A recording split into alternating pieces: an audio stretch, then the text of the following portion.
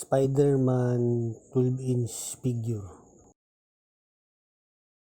Meron siyang markings at basic lang yung articulations niya.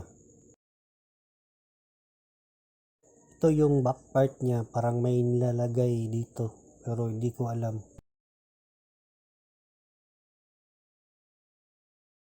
Hindi siya detalyado, pang bata lang kasi ito. Nagagalaw yung ulo niya, yung braso, pati siya legs niya, pati yung sa kamay. Kagaya nito. Nabibend din yung legs niya, gaya niyan. Makinis pa siya. Ito ay sikanhan lamang.